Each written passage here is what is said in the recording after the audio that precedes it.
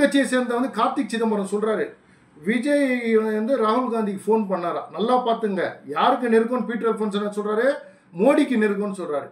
இங்க வந்து கார்த்திக் சிதம்பரம் என்ன சொல்றாரு, ராகுல் காந்திக்கு ஃபோன் பண்ணாரு விஜய். அப்போ வந்து என்னன்னா வந்து எத்தனை நாள் தான் திமுக கிட்ட அடிமைப்பட்டு 65 சீட்லேருந்து இன்னைக்கு 25 சீட்டு வந்துட்டாங்க. அவங்க விஜய் வந்து ஆட்சியிலையும் பங்கு அதிகாரத்தில் பங்கு தரேன்னு சொல்லும் போது நம்ம ஏன் கூட்டணி வைக்கக்கூடாதுன்னு வந்து கார்த்திக் சிதம்பரம் சொல்கிறாங்க. இவ்வளோ ஒரு சீனியர் பீட்டர் அல்ஃபோன்ஸ் நான் கேட்குறேன். அப்போது நீங்கள் வந்து சுப்ரீம் கோர்ட்டையும் சிபிஐ வந்து நீங்கள் வந்து எந்த அளவு இழிவாக வந்து நடத்துறீங்க? ஏங்க இப்பேற்பட்ட சுப்ரீம் கோர்ட் வந்து நீங்கள் என்ன சொல்ல வரீங்கன்னா வந்து மத்திய அரசாங்கம் பேக்கெட்டில் இருக்குதுன்னு சொல்ல வரீங்களா? உனக்கு தைரியமாக திராணியாக வந்து இருந்திருந்தா நீ யார்கிட்ட கேட்டிருக்கணும்? பிடபிள்யூடி மினிஸ்டர் கிட்ட கேட்டிருக்கணும், இல்லை முதலமைச்சர்கிட்ட முறையிட்டு இருக்கணும். நீ கூட்டணி கட்சி தலைவர் தானே. அப்போ அவங்க வந்து ஒரு பொருட்டாவே உன்னை மதிக்கல. நீ அந்த இடத்துல என்ன வார்த்தை விட்டுருக்குற? என்ன வார்த்தை விட்டுருக்க? மக்கள் தயவுசெய்து கவனிக்கணும். அங்கே சேரில் உட்காந்துக்கிறான் பாரு ஒரு அதிகாரி, ஜாதி வெறி பிடிச்சவன். எப்போதான் இந்த ஜாதி வெறியிலேருந்து மீளுவோமோன்னா அப்போ வந்து செல்வ பெருந்தகை வந்து அங்கே வந்து வெட்ட வெளிச்சமாகிறாரு. இந்த திமுக திராவிட மாடல் ஆட்சியில் வந்து அதாவது பார்த்தா எஸ்சி எஸ்டியை வந்து எந்த அளவு வந்து இவங்க புறக்கணிக்கிறாங்க, எந்த மாதிரி அடிமைத்தனம் பண்ணி வச்சுக்கிறாங்கன்னு நான் ஒவ்வொரு வீடியோலையும் பதிவு பண்ணியிருக்கிறேன். இன்னைக்கு செல்வ பெருந்தகை வாயிலே அது வந்துடுச்சு. நான் வந்து முஸ்லீம் அமைப்புகள்கிட்ட சொல்கிற ஒரே ஒரு விஷயம் என்னென்னா, நம்ம இஸ்லாமிய சமுதாயத்துக்கு நீங்கள் ஏதாவது நல்லது பண்ணணும்னு நீங்கள் நினச்சிங்கன்னா இது நேரம் வந்து விட்டது. பிஜேபியோட கூட்டணிக்கு வாங்க. இப்போ கூட சொல்கிறேன், உங்கள் சமுதாயமாக இருந்தாலும் சரி, நாட்டு மக்கள் எதுவாக இருந்தாலும் சரி, அவங்களுடைய தேவைகளை நிறைவேற்ற வேண்டிய நேரம் இந்த நேரம். அனைவருக்கும் முகமது அத்தாவுல்லாவுடைய அஸ்ஸலாம் வலைக்கும் வணக்கங்கள். காங்கிரஸ் கட்சி ஒவ்வொரு மாநிலத்திலையும் ஏன் அடிமைப்பட்டு கிடக்குது? ஏன் தொடர்ந்து 3 முறை வந்து தோல்வி? அவங்களால வந்து ஏன் இந்தியாவில் ஆட்சிக்கு வர முடியலன்னா, மக்கள் கிட்ட அவங்க சொல்கிற ஒவ்வொரு பொய்யும் எடுபடலை.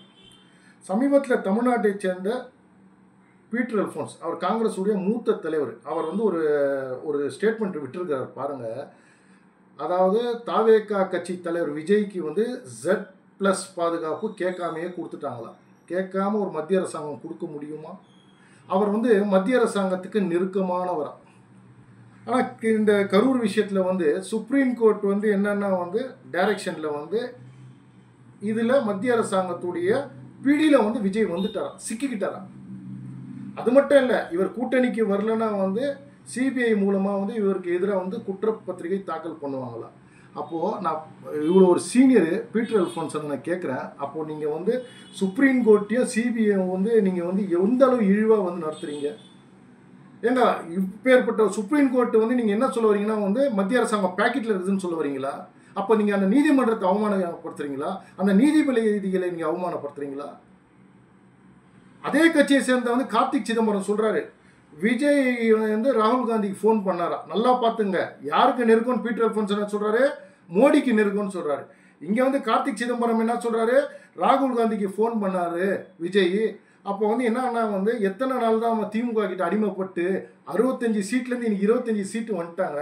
அவங்க விஜய் வந்து ஆட்சியிலையும் பங்கு அதிகாரத்தில் பங்கு தரேன்னு சொல்லும் போது நம்ம ஏன் கூட்டணி வைக்கக்கூடாதுன்னு வந்து கார்த்திக் சிதம்பரம் சொல்றாங்க. ஆனால் இதெல்லாம் மூடி மறைச்சிட்டு என்ன பண்ணுறாங்க வந்து விஜயை வந்து பிஜேபி மிரட்டுது, பிஜேபி உருட்டுது, இந்த கூட்டணியில் வந்து தான் ஆகணும்னு சொல்லிட்டு த்ரெட்டன் பண்ணுறாங்கன்னா இதுலேருந்தே பாருங்கள் அவங்க கட்சி தொண்டர்களே வந்து குழப்பம் அடைஞ்சிருக்கிறாங்க. இது மட்டும் இல்லை, ஏன் அடிமைப்பட்டு கிடக்குதுன்னா வந்து இதே வந்து ஸ்ரீபெரும்புத்தூருடைய எம்எல்ஏ யாருமே இல்லை, செல்வ பெருந்தகை, தமிழ்நாட்டுடைய காங்கிரஸ் தலைவர். இன்னைக்கு வந்து பார்ப்போம்னா செம்பரம்பாக்கத்தில் வந்து உபரி நீர் திறக்கிறதுக்கு அங்கே வந்து அவருக்கு வந்து தகவலே தெரிவிக்கல. இவன் நான் வந்து மக்களால் தேர்ந்தெடுக்கப்பட்ட பிரதிநிதியா, எனக்கு ஏன் தகவல் தெரிவிக்கலன்னு சொல்லி யார்கிட்ட போய் அவர் கும்பிடுறாருன்னா பிடபிள்யூடி ஆஃபீஸர்ஸ் கிட்ட. உனக்கு தைரியமாக திராணியாக வந்து இருந்திருந்தா நீ யார்கிட்ட கேட்டிருக்கணும்? பிடபிள்யூடி மினிஸ்டர் கிட்ட கேட்டிருக்கணும், இல்லை முதலமைச்சர்கிட்ட முறையிட்டு இருக்கணும். நீ கூட்டணி கட்சி தலைவர் தானே. அப்போ அவங்க வந்து ஒரு பொருட்டாவே உன்னை மதிக்கல. நீ அந்த இடத்துல என்ன வார்த்தை விட்டுருக்குற? என்ன வார்த்தை விட்டுருக்க? மக்கள் தயவுசெய்து கவனிக்கணும். அங்கே சேரில் உட்காந்துக்கிறான் பாரு ஒரு அதிகாரி, ஜாதி வெறி பிடிச்சவன். எப்போதான் இந்த ஜாதி வெறியிலேருந்து மீளுவோமோன்னா அப்போ வந்து செல்வ பெருந்தகை வந்து அங்கே வந்து வெட்ட வெளிச்சமாகிறாரு. இந்த திமுக திராவிட மாடல் ஆட்சியில் வந்து அதாவது பார்த்தா எஸ்சி எஸ்டியை வந்து எந்த அளவு வந்து இவங்க புறக்கணிக்கிறாங்க, எந்த மாதிரி அடிமைத்தனம் பண்ணி வச்சுக்கிறாங்கன்னு நான் ஒவ்வொரு வீடியோலையும் பதிவு பண்ணியிருக்கிறேன். இன்னைக்கு செல்வ பெருந்தகை வாயிலே அது வந்துடுச்சு. உண்மையை யாராலையும் மறைக்க முடியாது. யார் அடிமைப்பட்டு இருக்கிறாங்கன்னு வந்து பாருங்கள். தன் கூட்டணி கட்சி கிட்ட கேட்கறதுக்கு கூட தைரியம் தானி இல்லாதவங்க இவங்க வந்து இந்தியாவை ஆள்வதா? மக்கள் சிந்திக்கணும். அதே நேரத்தில் போன வீடியோ ஒன்று போட்டேன். பிஜேபியில் வந்து என்ன ஒன்றுனா நான் வந்து ஒரு அழைப்பு வந்து என்னன்னா முஸ்லீம் அமைப்புகளுக்கு அழைப்பு குத்தங்க. எஸ்டிபிஐ கட்சி ஆகட்டும், இந்தியன் யூனியன் முஸ்லீம் லீக் ஆகட்டும், இல்லை மனிதநேய மக்கள் கட்சி ஆகும். நான் என்ன சொல்கிறேன்னா, இத்தனை ஆண்டு காலம் ஏன் பிரிவினை இருக்குது, எங்கே இது யார் வந்து இது வந்து ஒன்று சேராமல் தடுக்கிறாங்கன்னு வந்து பார்த்து நேற்று ஒரு பதவி போட்டாங்க தெரியாதனமா. எத்தனை பேர் வந்து அசிங்க அசிங்கமாக திட்டுறாங்க, என்னையும் என் குடும்பத்தையும் என் மனைவியும் என் குழந்தைகளையும். இப்போ இது எல்லாம் கெட்ட கெட்ட வார்த்தை பேசிட்டு திருப்பி அல்லாஹ் பேச்சு எடுக்கிறாங்க. தயவு செய்து அந்த கமெண்ட்டில் போய் பாருங்கள்.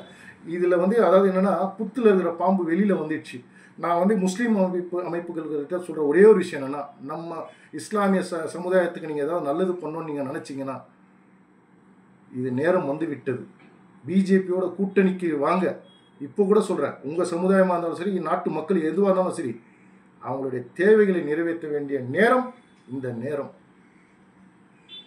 தயவு செய்து திராவிட மாயையில் விழுந்துடாதீங்க. நான் வேண்டி கேட்டுக்கிறேன். மறுபடியும் ஒரு முறை முஸ்லீம் அமைப்புகளுக்கு வந்து அழைப்பி விடுற, நட்பு கரம் நீட்டுற. மக்கள் சிந்திங்க, செயல்படுங்க. ஜெய்ஹிந்த்.